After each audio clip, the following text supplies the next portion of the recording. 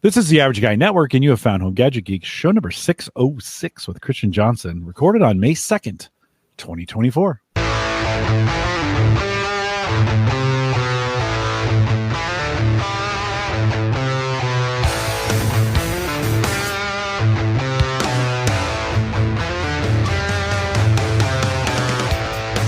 Here on Home Gadget Geeks, we cover all the favorite tech gadgets that find their way into your home. News, reviews, product updates, and conversation, all for the average tech guy. I'm your host, Jim Collison, broadcasting live from the AverageGuy.tv studios here in a beautiful Bellevue, Nebraska. Many of you contacted me last week. I appreciate that. We in Omaha get tornadoes, I don't know, every 5 or 6 years. It's not every year. In Oklahoma, it's every year. In Nebraska, 5 or 6, 7 maybe. And man, we had some storms come through. Twisters. Mm-hmm. Yeah, we had some damage. Fortunately, Bellevue, I live on the east side of kind of the tornado alley up here, and no damage. So we were fine, but I appreciate many of you guys checked in with me and said, hey, everything okay? And we were fortunate. We of course, our thoughts, prayers, and positive vibes go out to our friends on the other side of the city, where we did, 246 damaged homes and 167 completely destroyed, like something like that.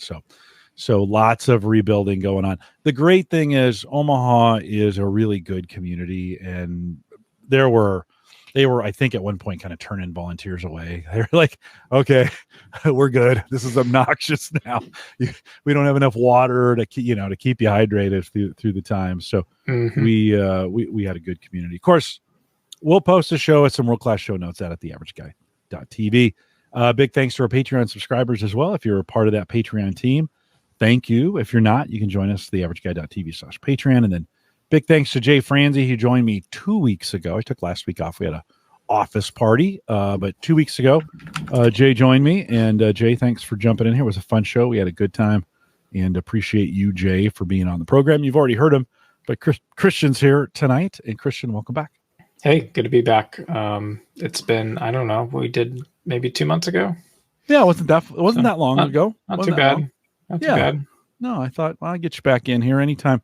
I kind of open it up when I've got an open schedule. I kind of give you first dibs. So I ping you and say, hey, you can take anything in here, and you give me a date, and then we go from there. So that kind of works out well. Any updates on Maple Grove Partners? You guys, what have you guys been up to over there? It's fulfilling its mission. Pretty much status quo. We've had some new customer faces show up. We've been haven't been too heavy on hardware upgrades in the last quarter. But I mean, we have plenty of capacity, and our uptime has been fantastic. Awesome. Uptime statistics are definitely looking really good for this year. So we've been pretty happy with that. How many hard drives do you think you have if you were to count a general number of? I get the Backblaze quarterly report, right? I'm on their email and they categorize all the hard drives that they have by model, and then they give you a failure rate, which is kind of cool. They wouldn't have to do that, right? But for us data nerds, right, we kind of like to keep track of that kind of stuff. How many hard drives do you think you got? And does it give you to get a feel for 4 terabyte drives are starting to go, we're going to replace them with 8? I'm making that up, but do you think about that? We do. So on production web servers, we build anything from smaller web nodes, which are going to be like 2 SSDs or NVMEs in RAID 1, to larger VM nodes, which can be up to 8 SSDs or NVMEs in a usually a RAID 5 or 6 configuration. And then, both production and in personal collection, I mean, we're probably well over 120 drives, and actually the bulk majority of them are 6 terabyte and 10 terabyte drives. And then, but a lot of that is, for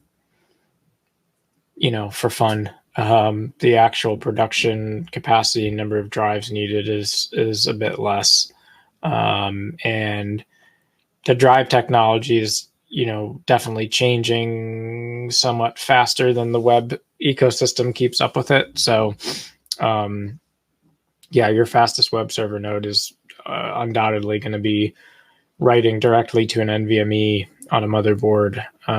But in terms of what's the easiest setup to actually scale web nodes, it's actually super cheap and super scalable to just throw a bunch of SSDs into a RAID configuration and let it roll. So we still do that actually for a good number of web nodes, and the data rates are totally sufficient that it's going to be comparable to writing to a single NVMe, but then you don't have to worry about the durability and redundancy of the data. So in terms of drive failures, we've been pretty fortunate in that regard. We've had some, I think our longest running storage system that we've built at Maple Grove is it's one of our older RAID clusters. It is a SAS enclosure that has 8 2 terabyte drives in it. And we built that box back in 2008. Oh, wow. And it's had like 2 drive failures over its life, which is like stupidly good for 16 years of runtime. And we've just, kind of locked that technology. So like we always replace it with the exact hardware model of the failed drive. We don't like mix and match drives and clusters. So that is the longest running workhorse. It's a 15-year-old storage cluster. Crazy. And there's no like strong or compelling reason to run it. Like we could turn it off tomorrow if we wanted to, but why kill your oldest workhorse? It's kind of cool. Can't be terribly energy. I mean, there's got to be more energy efficient ways, or you think just fine? Yeah. I mean, definitely. But a lot of these boxes, you don't, especially for like storage clusters, you don't need to always have them running on demand. You can always have them, you can have different storage clusters do wake ups for like cold storage versus warm storage. So as they get older and older, we can change the runtime on those boxes to basically be when you need it. And usually we try to take our secondary hardware and use it more for like secondary backups, so that like we're not relying on like the mission critical stuff going on the oldest hardware. But it's still a cheap way to get secondary backup and redundancy, so why not? Ron from Canada, one of our listeners, sent me an email, and he basically asked me, hey, if you were buying a NAS today for personal use, so not server storage, not Maple Grove partner stuff, but if you were buying a NAS for yourself, let's say you were going to, most people 4 terabytes is plenty, but he may do Blu-rays, so maybe you want to get it up to 12. Those can be large. Christian, what would you use today if you were building a NAS box? What would you do? Do you think? It's a hard question because in some respects,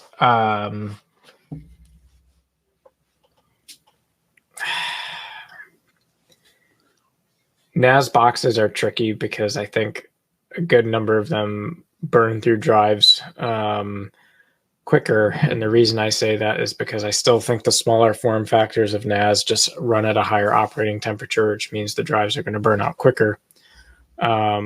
So you could factor in how often you think you're going to be replacing those drives. But generally, like even on our old school toasters that we used where, our quickest burnout rate was on those small boxes. You're those still were typically the HP boxes.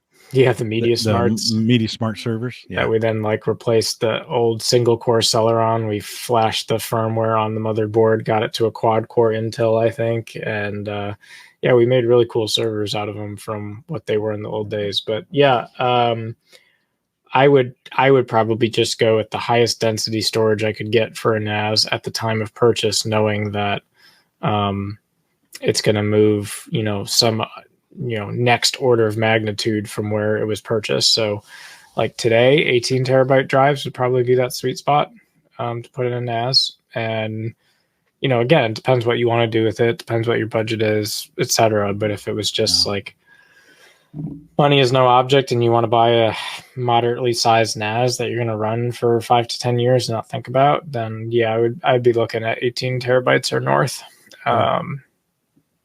10 is a super cheap price point. 10 terabytes is like, if you're looking for something more economical that gives you density, like 10 is an easy button. 10 or 12 is an easy button. But in terms of like, you want the most storage for the single effort build, I would be north of 18.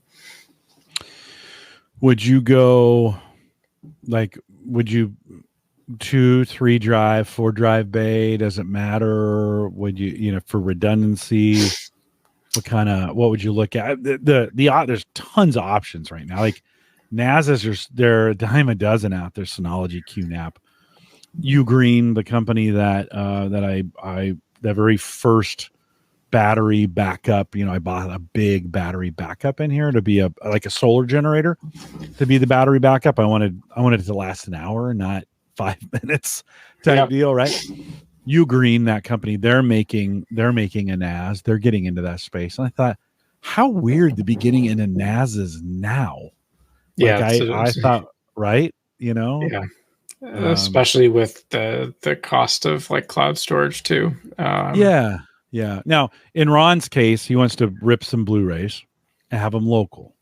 So would you, say 10 terabytes a sweet spot? Do you buy a 4-bay NAS of some kind, load 2 in, and maybe put a third in, or what's your strategy there? So I'm a weirdo, but 8 is our sweet spot because I always want to be able to handle 2 drive failures in a single box, because it is really easy to have one drive go bad and you'll be like, oh, that sucks, but hey, it's all good. And then you order the replacement drive and it comes in a couple of weeks. And like, I've had it happen before where you lose that second drive in the same time because the thermals and wear and properties, like it's not a 0% chance that you lose 2 drives consecutively in a short period of time. So personally, I'm a big fan of 8 because I think it gives you, whether you're doing 8 drives. 8 drives, yeah. 8 drives. Because it's more space, but at the point you're telling me you're willing to put a box in your house and do this kind of thing, like space probably isn't the highest concern at that point. And yeah, like the power runtime's a bit higher, but it's probably anywhere from 3 to 10 watts per drive at idle. We figure 5. That's a good one. So okay, it's like an extra couple light bulbs running. And I don't think that's terribly a bad trade-off for getting the increase in both storage and durability that you get going to 8 drives versus the 4. The 4 is fine, but you're probably looking at something like if you wanted the 2 drive redundancy, you'd be doing something more like RAID 1 with a lot of mirrors, which is fine, but then your density drops substantially. And so if you're going to be, doing something like, I'm going to rip a bunch of Blu-rays, probably don't want to be relying on that type of strategy. Mm-hmm. Now, something like Blu-rays also, I suppose, are re-rippable, right? If you own all of them and you need to rehost them, but that's a big pain in the butt to have to go back through all that effort. So yeah. All right, Ron, there you go. There's some things to start chewing on as you're listening to it. And certainly, there's, like you said, Christian, there's 100 different ways to do this. Kind of depends on how much you want to spend. availability of drives and where you're at. I mean, you could, in your scenario, say you were going to go 8, you're going to spend the majority on the box itself. An 8 drive box is going to cost you a little bit, but then, you may want to think you can, if you want to source it with inexpensive available drives, 6 and 8 terabyte drives right now are pretty available in that space, and they're going to be available for a while. So if you needed to have a hot backup, you could either buy 9 drives and have a spare, or the chances of you in a year or two being able to pick up a very similar drive of that size, maybe even the same model. Yes. You can, the availability of those. Remember, there's a lot of companies that are using these in their space. They're swapping them out with the 12 and 16 terabyte drives now. And those drives are all coming down. You get them on eBay through some hard drive resellers, and they've just been spinning. That's all they've really been doing for a while. They test them out. So there's some, and you can get them pretty inexpensively. That's kind of the way I bought a bunch of 4 terabyte drives. I don't know when I started doing Chia, 3-4 years ago, maybe. And they just keep spinning, just haven't had, and they were not new. They were coming off these wherever they get them from, who knows? But the cool thing is they have so many of them. You can often find, like I could buy almost 5 of the same, 4 RAID, 4 setup, buy 5 of them, you get a better deal, and then keep one around as a spare. It's a hot spare. Just set it on top. Yeah. So you've got it, right? And in your case, one goes bad, it's going to rebuild. That rebuild process may push a second one to the brink. So one fails, order another one, immediately swap it out, right? With the hot swap, there may even be some warranty left on the drive. And then wait for that second one to come in. What a sick joke, though, about the second drive getting weakened by the rebuild and then potentially knocking you out. Yeah, that's true. Yeah, I guess in that theory, if you were going to go 4 and not 8, you should probably have 2 available for hot swap at that point, right? Have them both on hand. Lessens the odds if one does go bad that you can at least get it quicker. You're not waiting for one to come in the mail. Yeah.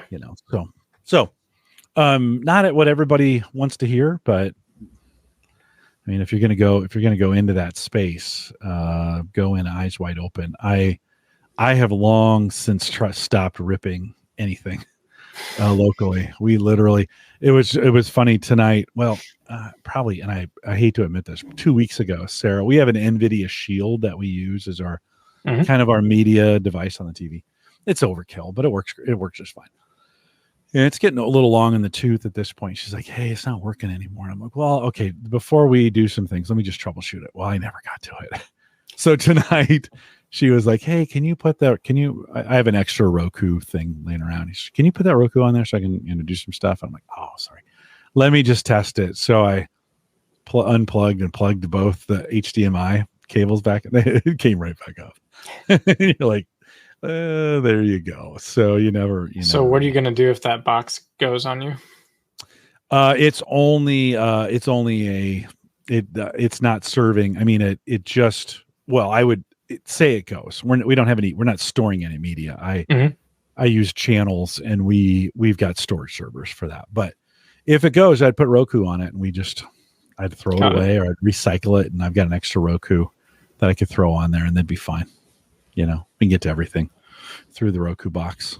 That's one of the advantages. I'll be honest with you. I bought last year I bought a TV for the deck, and it's got Roku built into it. But if that goes bad, I mean, it's got HDMI. I could put another Roku on it, I guess. It's, if you're or whatever stick, whatever media stick you want to add, but it's built into the TV, so you're like, in this case, we bought this TV the year before all of that stuff started getting built in. So it literally is a dumb TV. It doesn't do very much, but so yeah, I think we just throw Roku box on there and call it good. I don't know. What would you, Got any suggestions? What would you do? It's funny. We still have the HD home run tuners on the network for we do live too. television. We got so worried about them going out of business that we bought like spares of the tuners so that if the tuner ever dies, we can just like it's there, swap just it. Like a hard drive, just swap it right out. I'll be sad the day like either those or the cable cards themselves stop becoming a thing. But outside of that, we're not watching a whole lot of stuff on cable anymore anyway. So it's, any amount of money being sacrificed to Netflix and Apple to get their content and Prime. And then there's a couple that we rotate in and out of, but I mean, we're not the days of like recording all the things and storing all the things for like entertainment television. We're just not doing it anymore. Which is a weird thing to be saying, but here we are. Streaming has completed its takeover. Well, and listen, I rarely watch anything that's in entirety. I watch the clips, like a new movie will come out, and I'll just watch the best of the movie on YouTube in pieces. And you can put the story together, and I might watch a review, somebody who's reviewing the movie to, there's the media clip guys and whatever who do these reviews, and they'll go through the whole movie. So I get a premise for kind of, okay, here's what the movie's supposed to be about. And then I'll just watch the clips and you get the best parts of the movie without having to go through all the slow parts. And, it's, I was thinking the other day, I'm not sure I could sit through a 2-hour movie anymore. Just kind of lost patience with it. Brian says sports, and this is true. Sports is the main reason for cable, but even as it's, the other night, the basketball game, the March Madness, the championship was on. I had some friends over. We were on the deck. They're like, "Hey, can you get the game on?" I'm like, I don't know. And it was because it wasn't on network, and we don't have cable, so I can't get ESPN through the cable provider or whatever. Sign in through the apps. Well, Sarah had bought Max. She'd subscribed to Max, and Max had a deal with somebody, and we got the basketball game on Max. Never in a million years, which used to be HBO, did I think I would watch a sporting event on HBO. And you're like, well, okay. And they're all tied together, like Hulu and Disney Plus, and they're all sleeping with each other, and you're not sure who's who anymore, and they're changing their names. And so kind of like, I don't know, what's it going to be on? And, I was surprised that the finals were not on network television. And you're like, well, I guess that's where we're going with this. How long before the Super Bowl stops being on network television? They're doing Thursday Night Football on Prime now. So that feels like a matter of time before it expands. I don't know. Yeah, I don't know. But you're right. I mean, it's kind of now you're thinking like, you have to start thinking like, okay, I want to watch this. Where is it at? Yeah, who do I go to? Do I have it? Do I have it? Is it subscribed? Can I go through someone else to get it? Well, what I read something interesting too, that like a lot of the streaming providers are now starting to cut back on their original content production, not just because of how expensive it is, but because they have so much freaking content. Like someone signing up for the service, like what, you mean to tell me you're going to have watched the entire library of Netflix, and that if there's not some new hot thing that comes out, they're not going to be buying the subscription? And like, I don't know what percentage of like a Netflix customer or a Paramount customer are people who are just buying it for a specific thing they want to watch, and then canceling it and then buying it again. Like, I know those people are out there, but I think probably a large majority of people let those subscriptions ride and just don't even think about it. Now, if you're maybe trying to cut costs or whatever, that's a different story. But I think the average person just, wanting to have access to content and not think about it too hard, I don't think they're starving to find content because there's a lot out there. Yeah. Well, and I watch now on Sundays, I watch one game live. That's the first one. And then I can start going, then I can go to YouTube and I can literally watch because the NFL takes the shortened version, just the best plays, and pushes that to YouTube in a 10-minute recap. Why would I watch the whole game with commercials when I can watch it on YouTube on Brave, commercial free, and not like I could watch all the games instead of just a handful in that. Now I don't, but the ones that matter.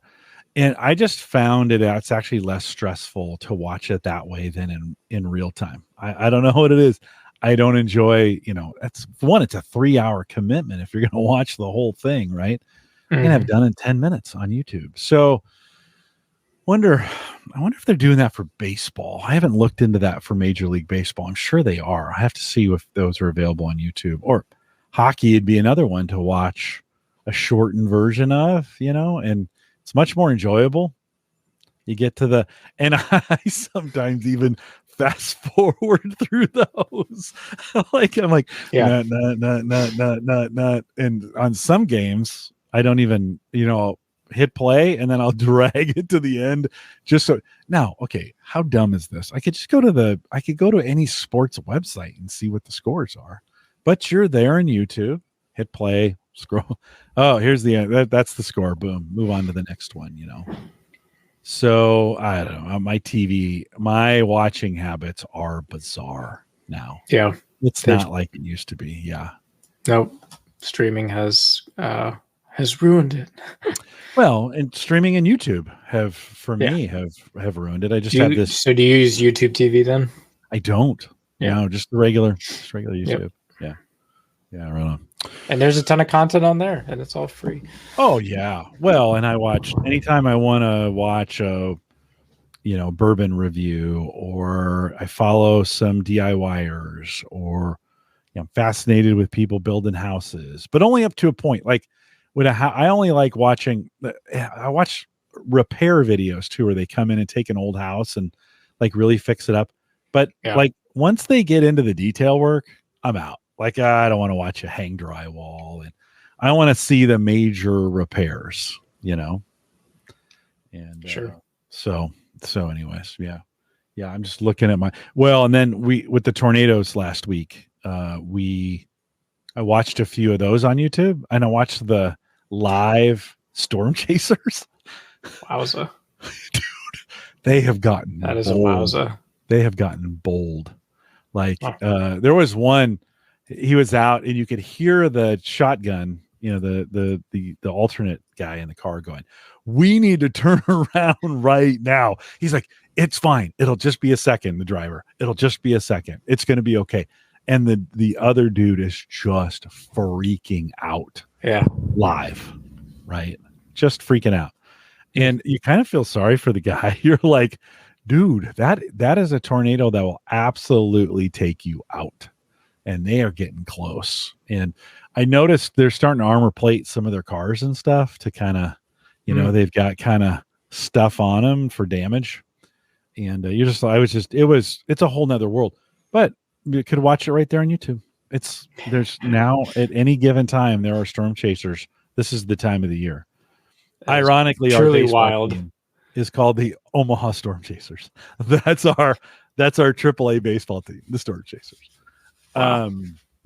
No, you can just watch. You could watch live storm chasing any afternoon in the spring, and they're in some part of the country: Kansas, Oklahoma, Texas, Nebraska, Iowa, chasing storms. Yeah, it's crazy. Anyways, well, let's talk. You got some show notes. Let's talk a little private 5G. What is private 5G? It's the opposite of public 5G. No, it's a weird one. I always, as you know, like to bring technology that people are maybe not always paying attention to that I think is disruptive. And I do think this is an area that probably not as revolutionary as AI, but when I talk about all the different infrastructure that enables, top technologies like AI. This is a really interesting one. So private 5G in a nutshell is the actual act of you as a business or entity, we'll just say an entity, you can go and procure basically your own 5G network, and you set up the cell tower and the network, and all the IP stuff gets set up, and then you bring whatever hardware you want to that network. As long as it can get basically a SIM card in it, you get on that network and you have literally your own private 5G capability up to a certain range, right? So obviously a lot of these big enterprise sellers of private 5G, you can pick different, do I want a 3-mile radius, 1-mile radius, like how big of a network do you need? And so I find it really interesting for a few reasons. But one of the areas that it's being disruptive in that I don't know is really on the average guy's radar at all, that I just think is kind of cool, is that they're doing a lot with 5G right now, private 5G specifically in the manufacturing space. And so when you talk about how AI is automating a lot of stuff that's going on in the industrial, workroom floor, where there's all these robotic arms and other things that are doing, sorting and building and soldering and sorting and, any number of tasks.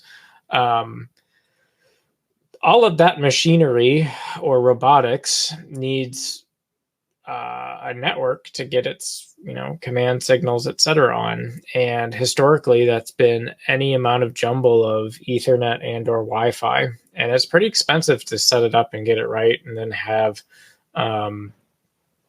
this army of network engineers trying to maintain your industrial network.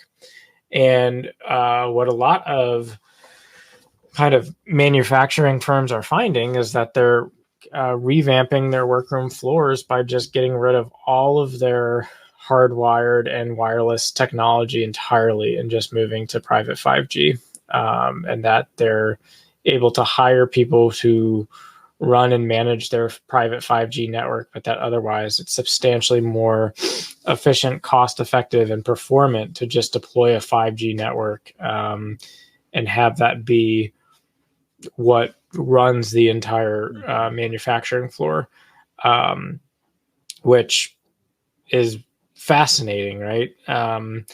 And one of the real interesting success stories of private 5G in corporate America is John Deere, who, no one would ever think of John Deere as a tech company. But in many ways, they really are a smart player in this space. And one of the things they did when no one else was really doing it was they were buying up spectrum space on the cheap.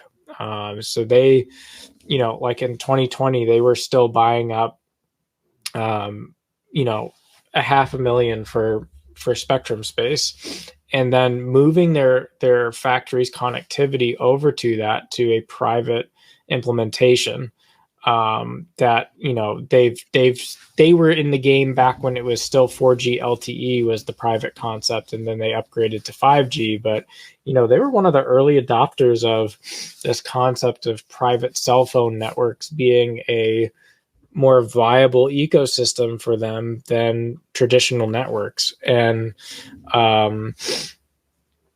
when you think about not just like John Deere, the company producing all these different types of heavy machinery, heavy equipment, but you also think about just the agriculture industry in general, where they have to deploy a bunch of sensors, and whether that's weather or temperature or water or whatever, you have all these random sensors that you're dealing with in enterprise agriculture. They're also finding it's a very cheap and cost-effective way to connect a bunch of things to a grid that otherwise have no infrastructure or mechanism to do so cheaply. So I just thought that was a cool thing to put on people's radar because it's not inconceivable, right? From an average guy perspective, we've seen like Verizon, you can now buy 5G home internet. A lot of folks, I think, in the community, I know you have like the T-Mobile 5G internet, et cetera. Yeah. In a weird way, it is a ever so slight variant of private 5G. But I could see it going further where, you start having maybe local neighborhoods or local networks of, hey, we're going to buy fiber optic in this area, especially like in rural areas still where we're still we're still having the conversation in 2024 about how to get parts of the country online. Right. Yeah. I could totally see less with yes. But you could totally envision parts of rural America basically, pooling up and saying, okay, we're going to like have this internet 5G thing in our community and start handing out SIM cards to everyone in the neighborhood and call it a day. And that almost being something that's managed privately within that community. The other thing that's really interesting about it is they're now looking at, there's a company now that's looking at, they offer a version of private 5G that is hardened against EMP, which is really fascinating because everyone is so terrified about, well, what happens when there's an EMP attack or a grid issue or whatever, and all the cell phones and comms get knocked offline. And so what's interesting is that this company is basically taking the spin or the angle of, well, we actually think we have a solution where EMP resistant and hardened private 5G networks can bridge that gap. And that opens up a lot of use cases, whether it's anything from, defense to healthcare industry, where you need like this high reliability in times of, denial of availability. I think there's not a lot of people who probably are thinking about, one, private 5G, and then two, like hardening private 5G to the point where you can use it as failover networks. So, when your main Verizon, T-Mobile, whatever goes down, and I can just swap in my 5G neighborhood SIM card and still get to people I need to talk to. That's kind of an interesting concept. Now, a lot of this is still fairly, the market for it is a $1 billion market, but the trend of how long it's going to take for this market to grow at size is nothing that like blows my mind, right? So in 2023, the global private 5G market was valued at $2 billion, which is not, I don't know, it's not crazy. But it is expected to reach close to 12 billion by 2028. So, okay, kind of interesting. I think this is one of those technologies that is not obvious or is not going to hockey stick at the speed of like what we've seen with LLMs and whatnot, but is still like one of those interesting things to keep on your radar and check in on now and again, because it has some potential. And yes, people are having success with the use cases now, but I could see it being, I could see it being more integrated in a lot of the discussion around how to keep evolving infrastructure to be more resilient at the very least. And then when you start looking at what I would call AI at the edge, right? Like you're going to want to start getting AI applications into all these things that are hard to connect. Like imagine, AI is helping you optimize your agriculture to get the highest yield possible, and wanting to have that analysis be able to connect to your private 5G network to automatically kind of tune your stuff, right? That brings, the buzzword of 5 to 7 years ago about Internet of Things, like it brings that into a new context of like, oh, We've been through Internet of Things. We've been through cloud. We've been through securing all those things. We've been through scaling and getting the bandwidth for all those things. And now we're getting to the point where we can push that connectivity with the level of availability and elasticity that we need out to things that otherwise are very annoying to get connected at speed. And we can now connect that infrastructure to the same kind of AI mothership, if you will, to have really cool world outcomes. So I put private 5G right now in the category of infrastructure enabler. And yes, it is very enterprise focused right now. But I do think you could see some really interesting ways that this unfolds in the years to come. Does the so in the article, Deere picked up, one of this whatever they picked up for $500,000, $500,000. Right. To me, you think, okay, and they're replacing their current infrastructure, Ethernet, Wi-Fi, and LTE. The goal says to go from their current split of 70% wired, 30% Wi-Fi to 80% mobile, 10% Wi-Fi, and 10% Ethernet.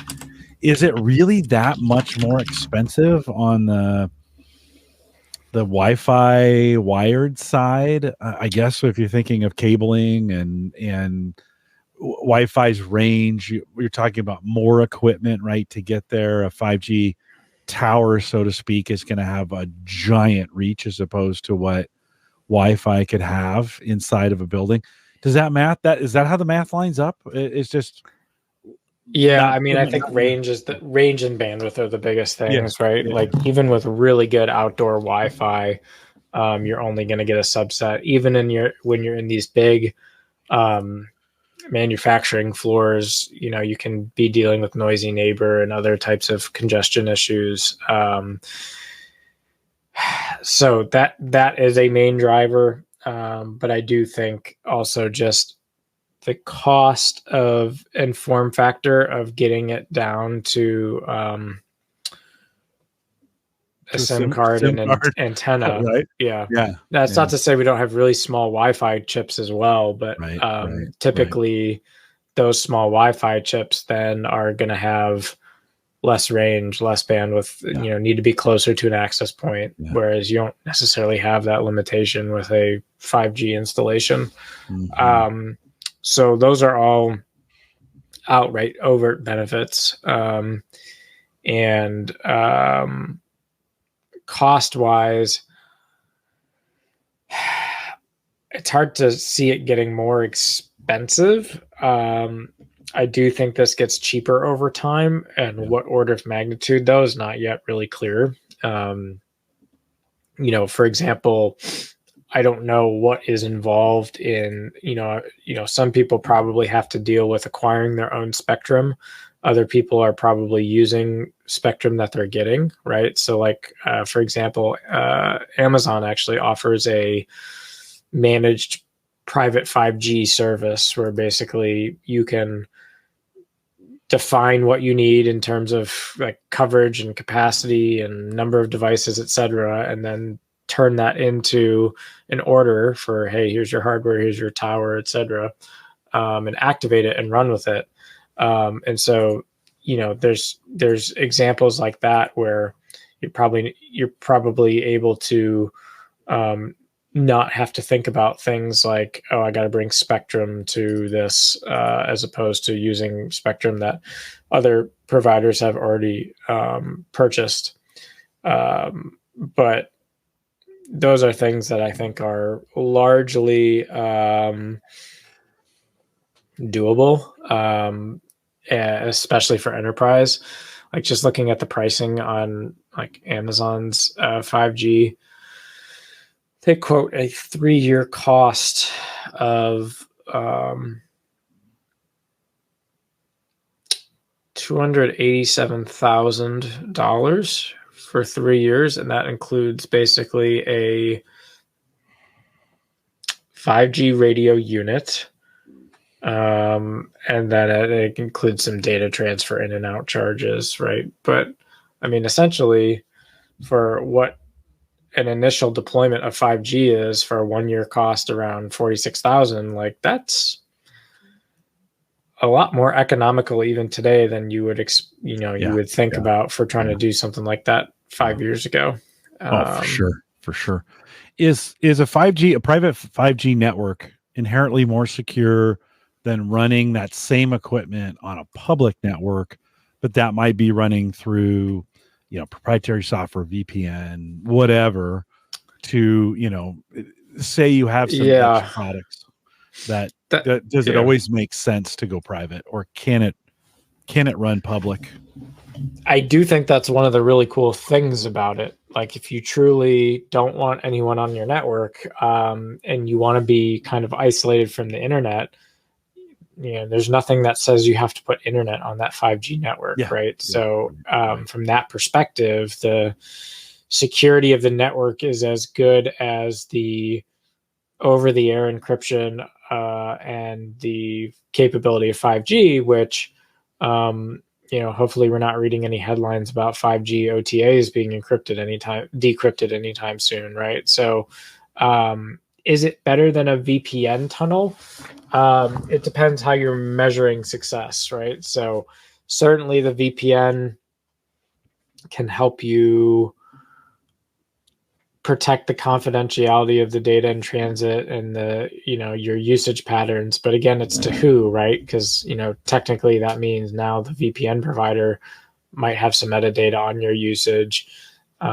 It might not exclude your ISP, understanding things like who your VPN providers are, or what your utilization patterns are, or what times of day that traffic is showing up, right? So like all of that ancillary metadata about usage just completely disappears out of the picture when it's this truly kind of isolated network from, anything that requires basically creating a private network on top of public networks, which is what the VPN is doing. And that, even if you have a really good secure VPN, and I'm not advocating for VPNs for general use, right? But even those solutions leave breadcrumbs, right?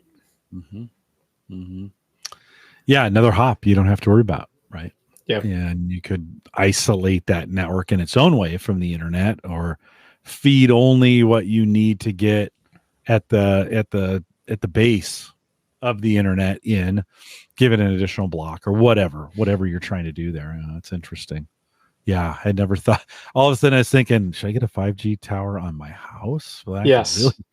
Well, and it's funny too, because I always thought it was really cool when I bought the you said yes way too fast, by the way. Yeah. I did say we both said yes way too fast. Yes. I was excited. But I was excited when I bought the iPhone. This is the XS Plus. So I've had this now for like, I guess 5 years, and it still feels like a new iPhone, which is kind of scary. But the thing I thought was really cool about this was it has the dual SIM ports in it, right? So you can easily add a second carrier in it. And I'm like, cool. Wouldn't it be really nice if you had your public 5G and then you could just pop in your private 5G card and rock and roll? That would be sweet. That would be really sweet. Be good coverage. Be great coverage. Yeah.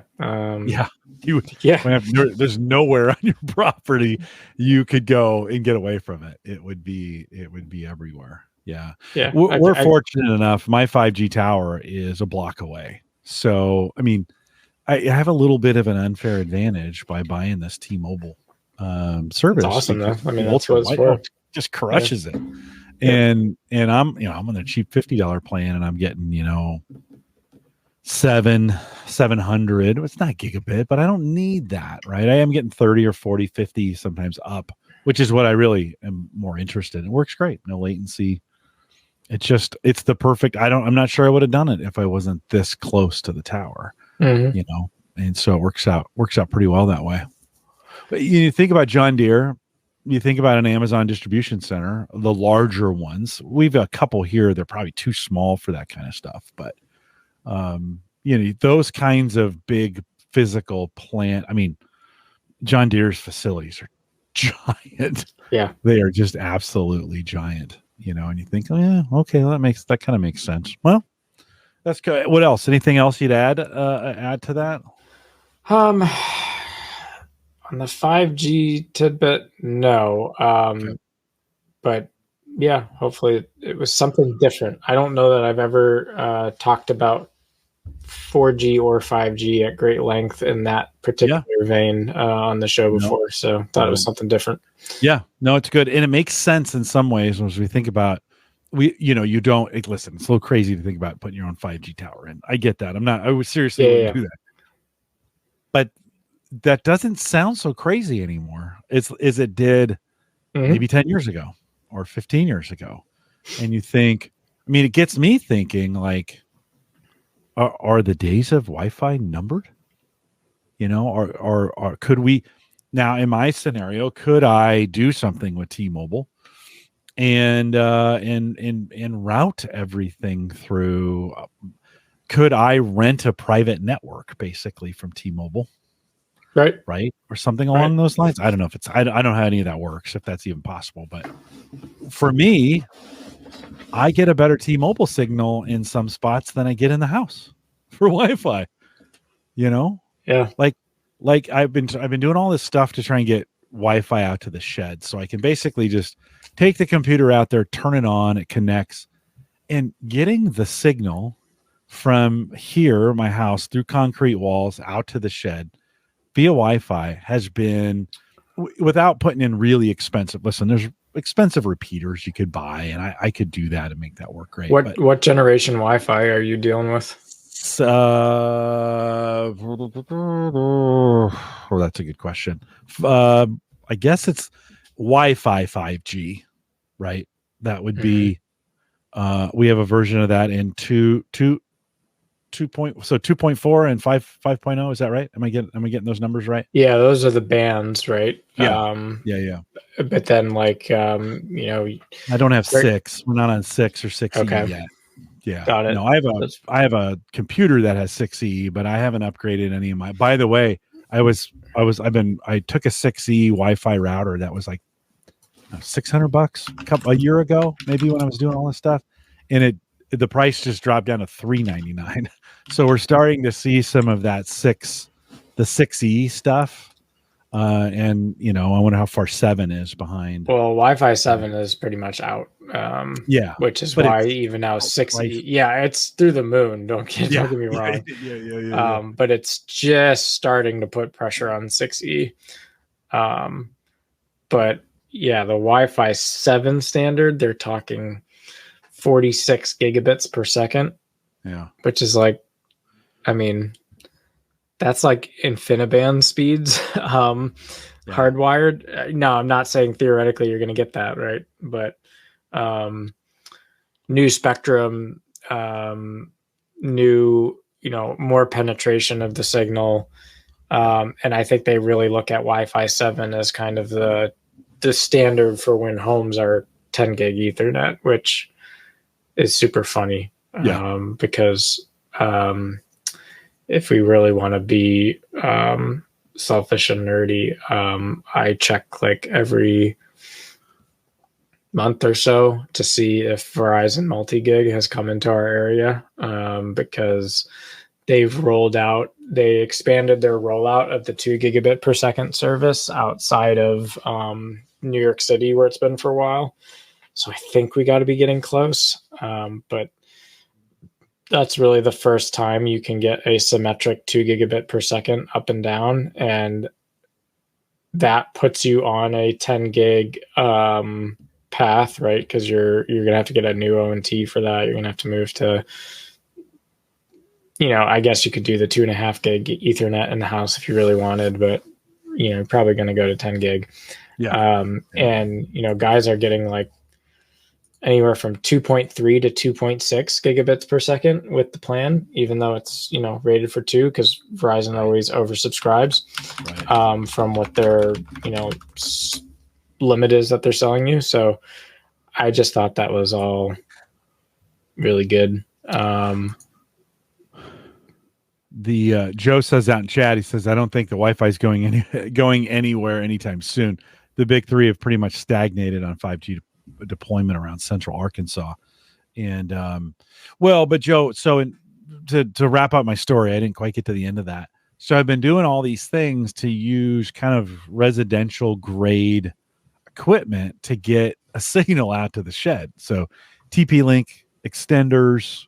I didn't try any of the extenders where you plug them in. You plug it in and it extends it through the power line, because I'm running an extension cord out to the shed. I was like, it's probably not going to work. So and it's poor, but every time I can take my phone out of my pocket and just create a hotspot, and because the tower is so close, I just get kicking signal in the shed off my phone.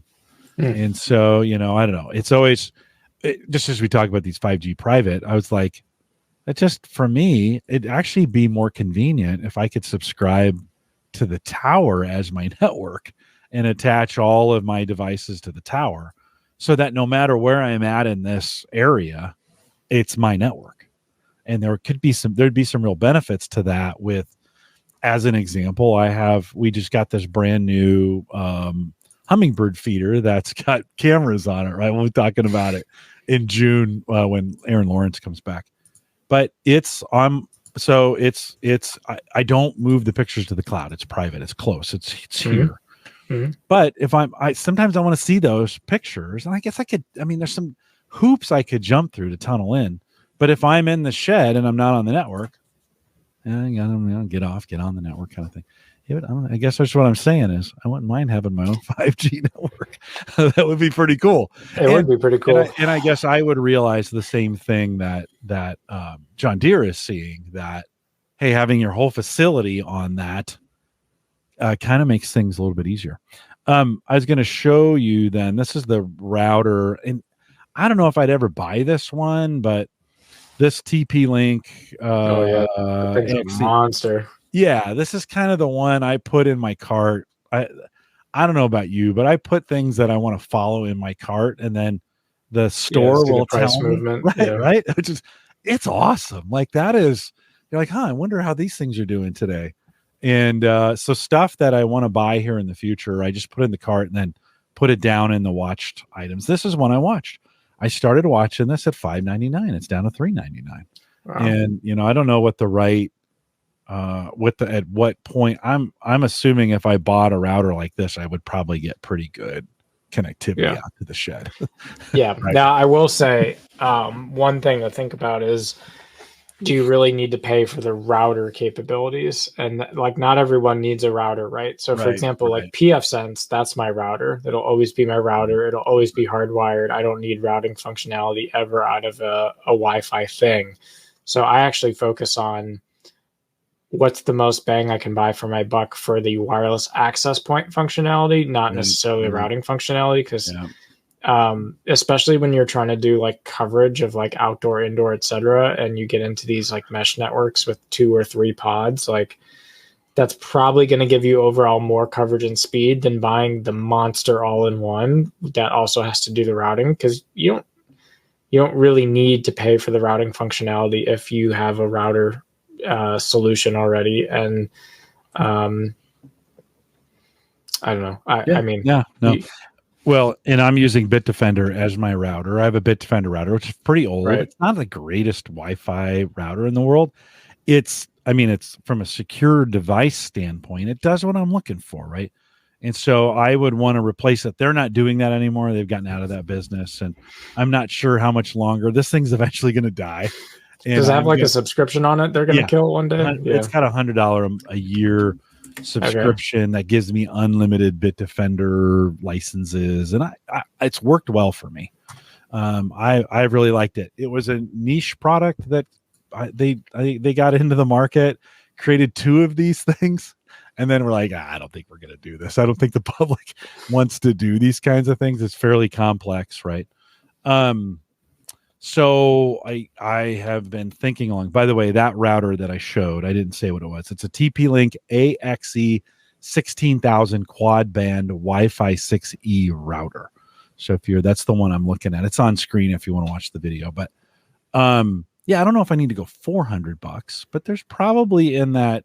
And I would, Christian, I'll be honest with you, I would be looking for a router that has some residential security features of things I don't want to build pfSense. I've done that.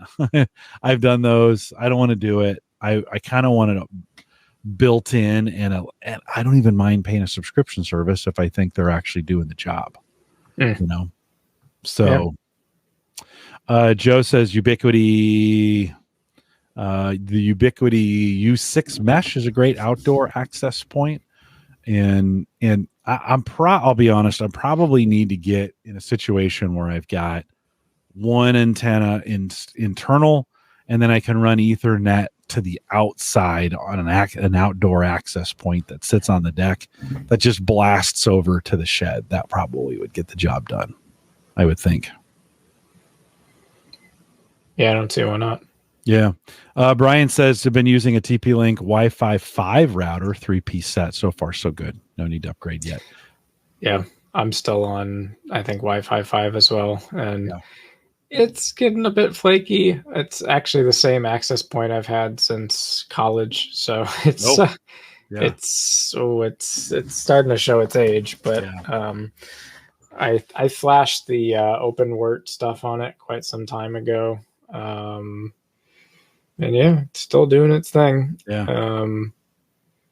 But you can definitely just, there's sometimes you wake up and it's like, and you got to turn the Wi-Fi off on your phone and magically the LTE is better. And then like you turn it back on a couple minutes later and everything's back to normal. And you're like, maybe it's time. Yeah. But every time I get up to it and I'm like, do I really want to spend $600 on something that's like, it works, right? And like, I don't, I'm complaining about the 3% of the time it's being annoying because but the vast majority of my intensive internet stuff I'm hardwired for, so it's like, do I really need it?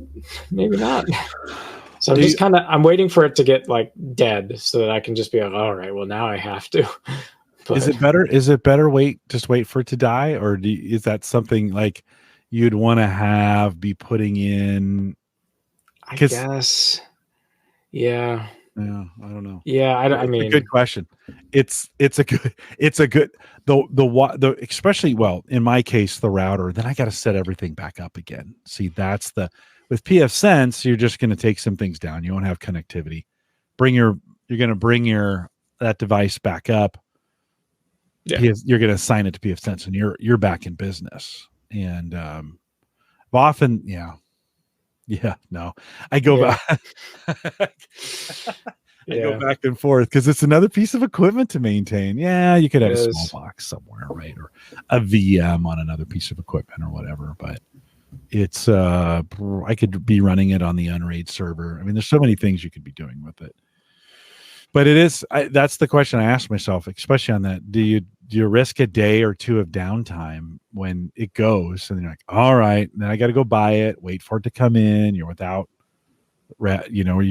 those capabilities for a while. Joe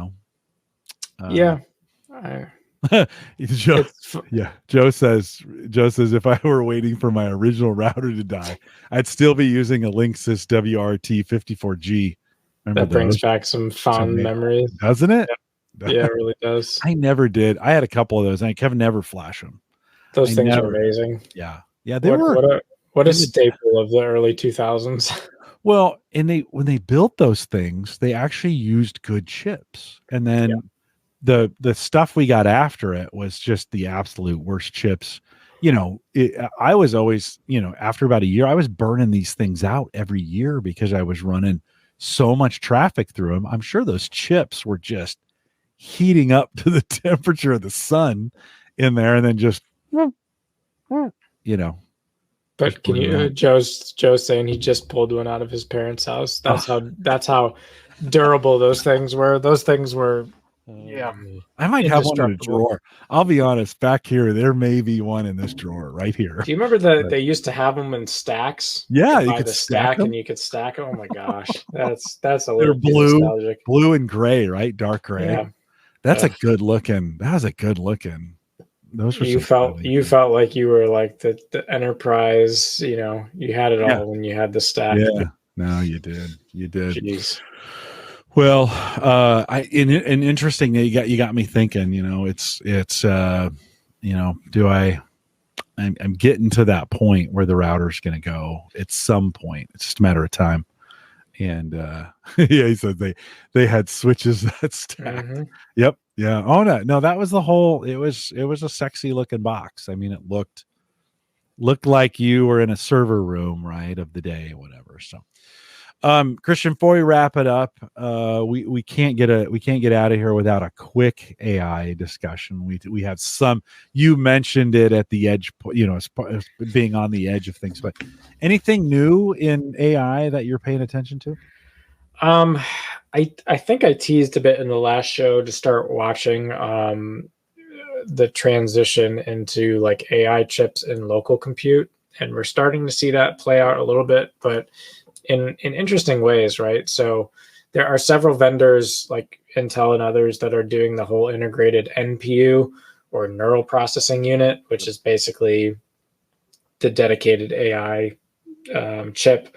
But one of the things that I found really interesting that I think the consumer needs to keep their eye on is NVIDIA is basically saying, screw the NPU. The GPUs are still crushing performance of any of these NPUs, and we're not seeing the need to have PCs have this separate chip because our GPUs are going to be able to do it all. I would watch that because that's a very interesting market decision that has to be fought out across consumers in the business, right? But I still think you're going to be seeing NPUs in smaller mobile and onboard platforms that are going to then need to do local AI. But for the desktop specifically, I think it's like still very much up for grabs. Desktop also, would you throw laptops in the same? Yeah, probably as the transition point. Yeah, maybe the integrated GPU is still enough. But or if you were using an ARM processor, would you go with an NPU? Probably at the point you're in ARM, yeah. Now, of course, I'm sure Apple's going to tell me that's stupid, and they're going to come out with the they're probably going to come out with the M4 chip with ARM and be like, no, you're completely it's wrong. Integrated on the same bus, and they will. So that's always possible. But I do think that even with laptops, you can get an NVIDIA integrated GPU if you want. They're a bit bigger, they run a bit hotter, etc., but it's still possible. But I would watch that. The other thing I would watch is the annual update for Windows 11 should be here in a couple months, and I think that will kind of be a glimpse into some of the AI features they're trying to get right for Windows 12. So I don't know, excitement is the right word, but I am kind of bubbling with curiosity to see if Microsoft's really going to, all the things we've talked about in the last couple shows that I've been on around, how Explorer is still kind of in the ice age from the perspective of like, how are we integrating, in this case, Copilot and other things to make this stuff easier and get out of keyboard mouse and get into AI and voice. I'm kind of curious to see if they pull something off with Windows 12, and I think we'll get early indications with this annual release of the Windows 11 update to see what they're thinking. So I would be watching that as well.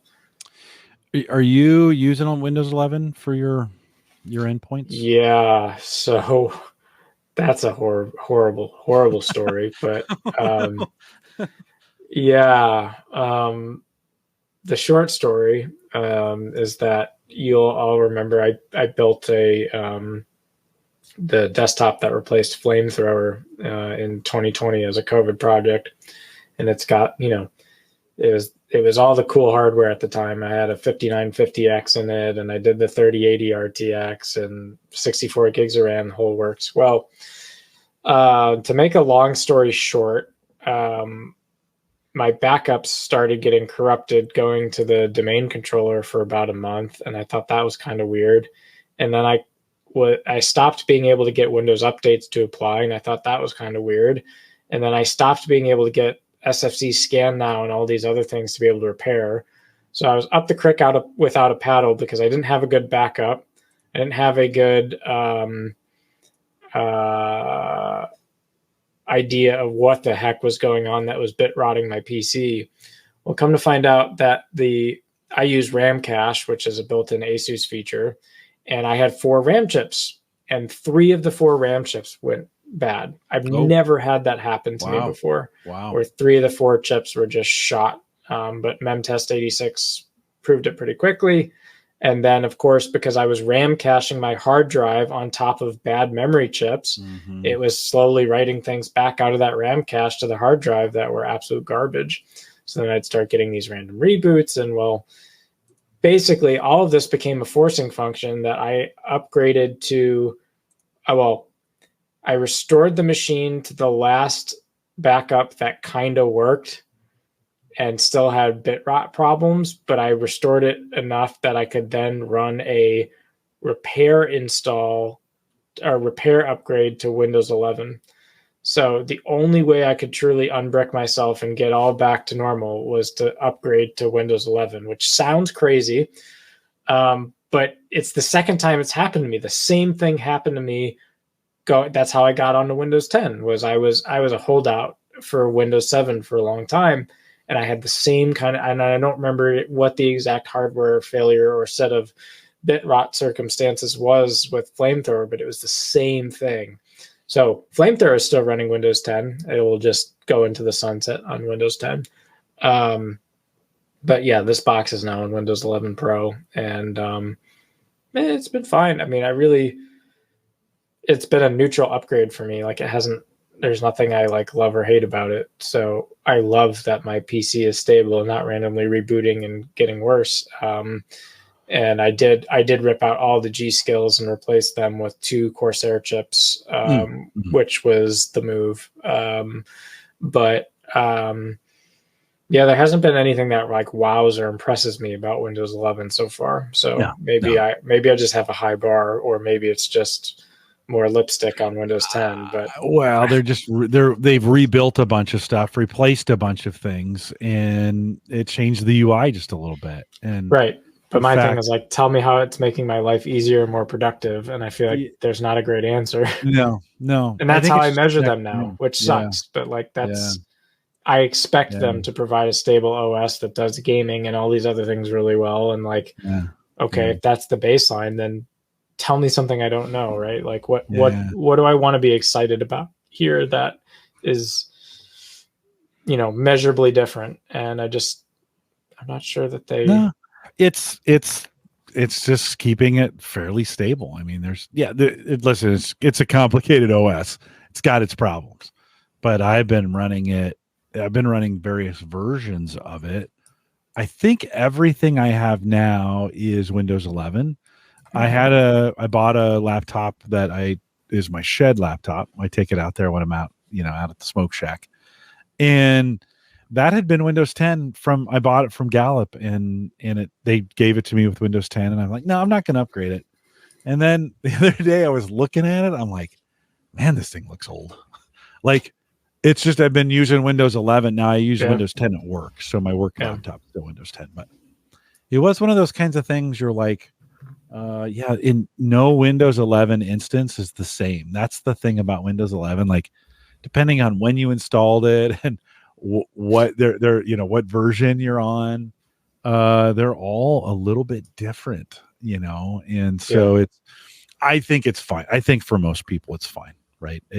They just work. It still works. I haven't run into any issues with Windows 11 for what I do for it. I don't do a ton on them, but 23 or 24H2 I think is the version you're talking about that's coming, and that'll be a precursor or something close to Windows 12, if that's what they're going to call it. Nobody really knows yet where they're going with those things, but 23H2 is the current build that folks are on. It seems stable enough, and does what I need it to do. Just the look's a little bit different, you know? Mm-hmm.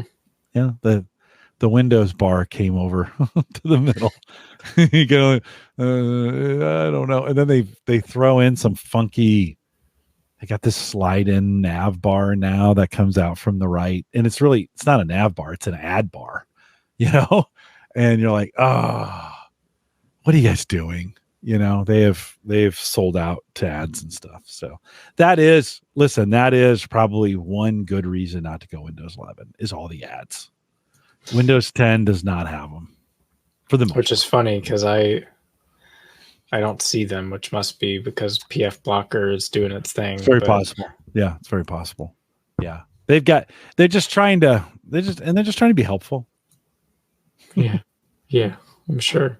It's all charity. Yeah. Anyways, well, have you used Copilot Preview at all on Windows 11? Yeah, and we've got an internal version of it that we can use where it's protected, and so our data is not going out, which is kind of cool. And I still go kind of between ChatGPT and Copilot, and what I'm finding is I'm not using it as much as I thought I was going to, you know, and I guess I just don't do a lot of writing. I mean, it does a lot of summary and writing pretty well. Although its writing is, I don't know, you can spot a AI written article pretty fast in a complicated world. If it ever says in an ever changing or ever complicated world, AI right there. That is seems like that's the ChatGPT wants to start with the world, right? Every sentence, you know? So I don't know. What about you? Where are you finding it being helpful for you? I have not.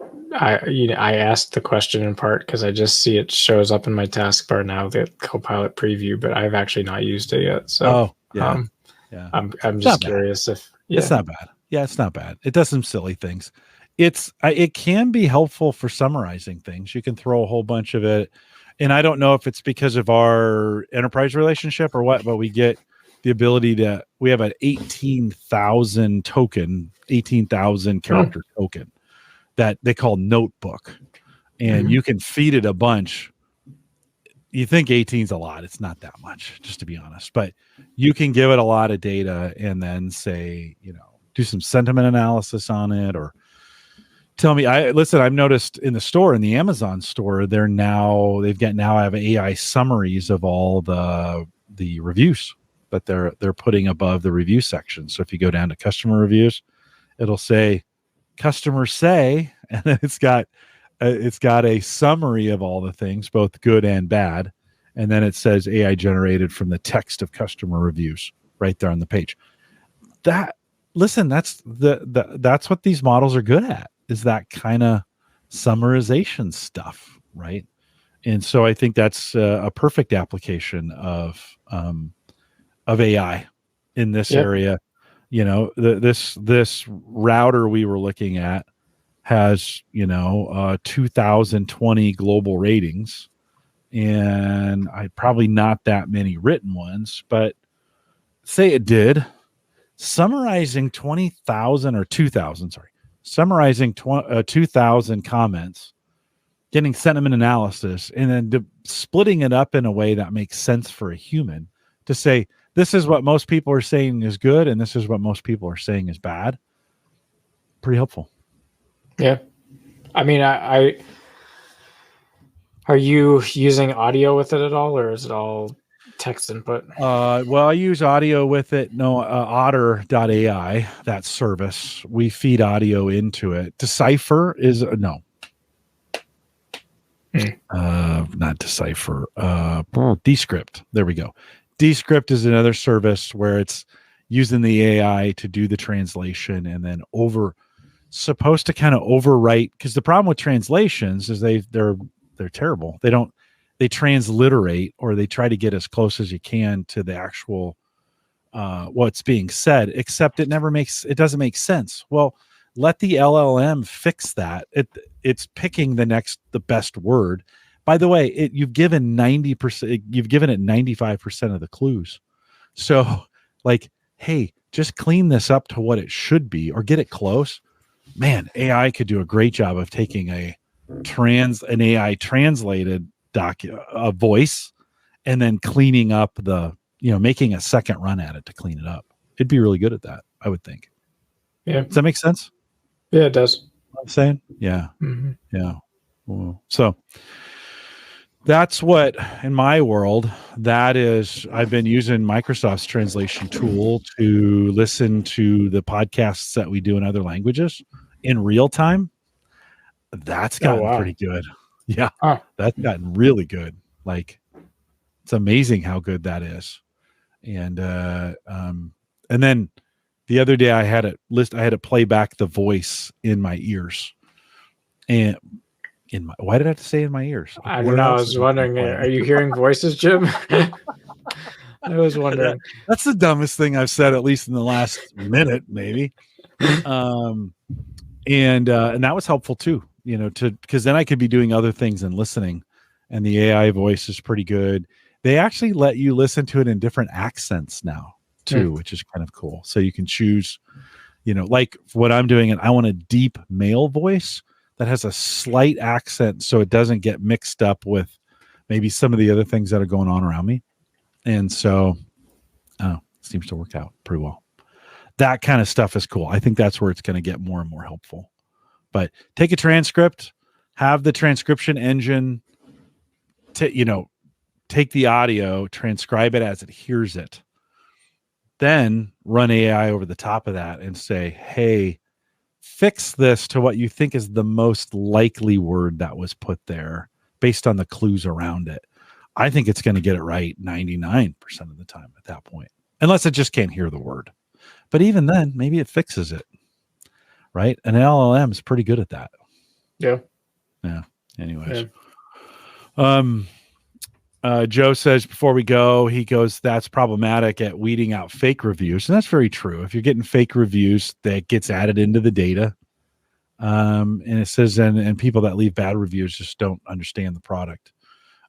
Yeah, no, Joe, absolutely. In other words, if you throw bad data into an LLM, you're going to get crap. But on a product like this, where I was looking at it, it might help summarize some things for me up front. Then I can go into the individual reviews and see. I'm not going to ask you, Christian, but I mean, bad reviews or fake reviews are a real issue.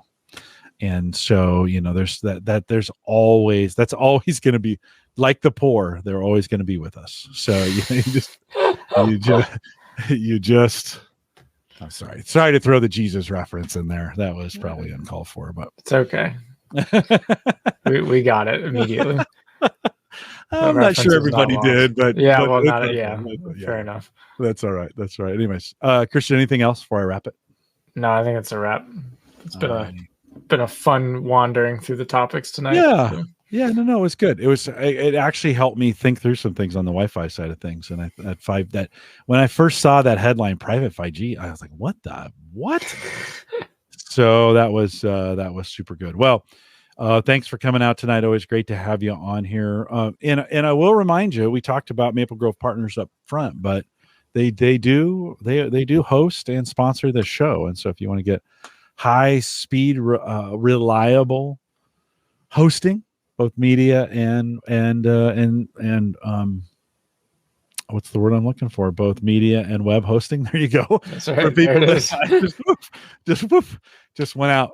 Visit maplegrovepartners.com. Check it out. That's Christian, and he has some smacking plans for you out there and get you set up. And have you? Somebody asked me the other day about converting, taking a Squarespace. Is that the right word? Squarespace? Yeah, maybe. Yeah. In converting that to WordPress. You can do it, but there's no one-click tool that's export from Squarespace and import to WordPress. At least not that I've used. Okay.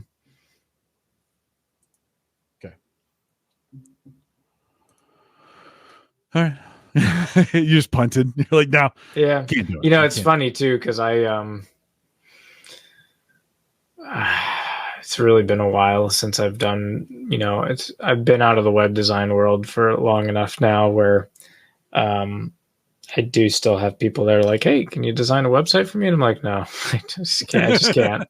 Let me refer you to someone who can help. But like I'm not, I just can't do it anymore. I wouldn't, even with WordPress, I'm not sure I'd want to set up a new one. Like, it's like, there's properties I maintain. We're unselling your service, by the way. Yeah, it's fine. It's fine. It's at least you're dealing with someone really honest, and that I'll give you what you need, and I'll tell it to you. You'll get the hosting. Right? We'll take care of the hosting for you. Yeah, we'll give you excellent hosting. Like if you need help with like particular like plugins or SEO or backend stuff, like sure. But like if you want like someone that's going to design you a big beautiful website, like we're just not doing it anymore. But where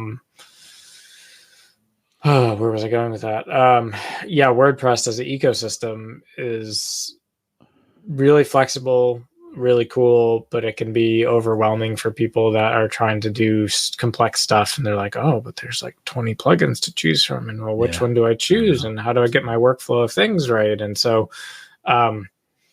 as powerful as WordPress is, I really find that less is more. And teaching people that less is more in WordPress is a really hard thing because they're like, oh, but I can click this install button. I can click this one. Next thing you know, they're like, my website's acting a little funny. Could you take a look at it? And I'm like, well, you got like 45 plugins installed, and then you like installed this caching plugin on top, and like it didn't all mix very well. So yeah, it's less is more. And that lesson applies in life as well. But if you want a WordPress with 40 plugins, we'll host it for you as high speed as it'll get, and we'll make it work. But it is dangerous because like when I go to refresh plugins on your hosting, it's fast. It's like boom, boom, done. Boom, boom, done. I mean, they're and it's just done. And it's addicting. It is. Yeah, you're like, oh, we could put a few more on here. This thing runs fast. Which I just don't do. I did the other day. I pinged you. I was having some trouble doing some updates, and I was using Edge, and it just wouldn't work. And I was like, okay, what's going on here? So I ping you. Within about, I don't know, half an hour, you get back to me, and you're like, hey, try this, try that. I'm not seeing anything here. Come to find out, it's Edge. That I go over to Brave and it's working just fine. So it's got to troubleshoot why that's not doing it on Edge. It's funny. Randy had the same issue like a couple weeks later, and it was the same thing. He switched browsers and he was fine. What he told me was that he thought he had cleared his cookies, but he didn't. And when he cleared the cookies on the browser that wasn't working, 431 went away. So okay. I got to look at what the circumstances are in which a cookie gets corrupted to do that to WordPress, and that's all client side. That's not server side. Right. But maybe try clearing cookies on Edge and seeing if that makes it go away. Because clearing cookies is so painful. Yeah. For me, I'm lazy. Like I like my cookies. I don't want them to go away because then I got to redo I got to re-sign back into everything. No, it's fine. It's fine. You use Bitwarden. You autofill all your passwords. I know. I do. No cookies. No cookies. No. I'm even. This could be a whole nother show, but big bucks, no whammies. I use NoScript again now. So like all my web pages by default load with no JavaScript. And then I've created this allow list over time that works pretty well for what I need. So I block all sorts of crap, man. Like it's great. It's super fast browsing that way too. When I'm doing the podcast, I have about 9 sites that I go to and manually upload the podcast to it. And I only do it because I do ask the podcast coach, and I want to stay up to date on these services. And some of them get hundreds of listens a year, so why not throw them out there? When I clear cookies, I gotta manually, not manually because I use Bitwarden, but it's still a pain to go back and re-sign in, re-authenticate, 2-factor to some of them. Like, ugh. So, anyways. I will, because we talked about it, I will clear my cache in cookies this weekend on Edge. Let us know. And we'll see if it works. If you want to leave us a message, you can head over to homegadgetgeeks.com and click the button 30 seconds on the message. If you want to send me an email, jim@theaverageguy.tv. And if you want to join us in the Discord group, The Average Guy, the nicest Discord group on the internet, theaverageguy.tv/Discord. We are live every Thursday, not every, but most. 9 p.m. Eastern, 8 p.m. Central, out here at theaverageguy.tv. If you follow me on Discord, I'll give you the direct YouTube link so you can just come straight over here. In fact, tonight I just realized I never went to the live page and replaced the code, so it's showing our live page. Everybody that's here came in directly on YouTube, which is fine too. You guys can do that as well. We'll be back next week. I'm working on Gavin. I'm hoping he says yes, but we'll have another guest for you next week. With that, we'll say goodbye, everybody. Good night.